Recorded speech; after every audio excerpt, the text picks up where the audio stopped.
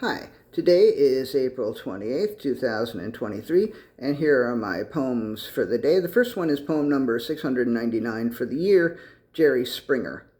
He struck me as a lesser Donahue, but in the days before clickbait, there were shows like his that you hated yourself for watching. Very occasionally you might see something that made you think, but usually you didn't think about what you saw, you just reacted. For example, my immediate reaction to the episode that inspired King Missile III's Gay Not Gay was not thoughtful. My immediate reaction was, this man is in love with a man dressed as a woman. Of course that is gay. But now anyone would ask, did the person dressed as a woman identify as a woman?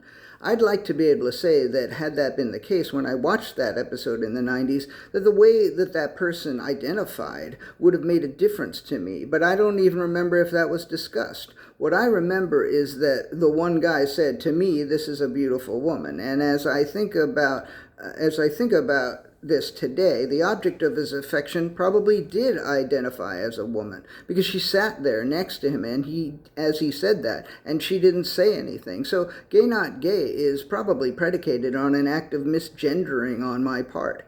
That is very troubling to me, and it suggests that Jerry Springer was more progressive than I was at the time. A lot of us thought of him as a circus ringleader, and he was that sometimes, but he certainly was more than that. Poem number 700, Carolyn Bryant Donham. The news came late, you died Tuesday, and now that you have passed away, we'll never get to hear you say the truth, and you will never pay. The mouthpiece of a monstrous lie, did you look each juror in the eye to acquit 2 men of homicide? You lied, you lied, you lied, you lied. Husband and half-brother did the kill. It was a triumph of their will. America is haunted still by the death of Emmett Till. Poem number 701, Charged. I like to keep my shit charged, like my laptop and my phone. If I'm home, I will usually have those shits plugged in because I'm home, so why not keep them plugged in? When I'm not home, I sometimes bring a charger for my phone, but usually I want that shit to be as fully charged as possible, 100%. That's what I'm talking about. And if I have to bring my laptop, I will bring the goddamn charger because that shit doesn't stay charged as long as the phone, and it's fucking stupid to bring the laptop somewhere and then it runs out of charge. That's fucking stupid. But before I take the laptop, I make sure it's charged because I like my shit charged. That's how I roll. Poem number 702, Loud Bird. It's a haiku. I don't know what kind of bird that loud bird was, but it sure was loud. I didn't say it was a good haiku. Kind of a stupid haiku, but...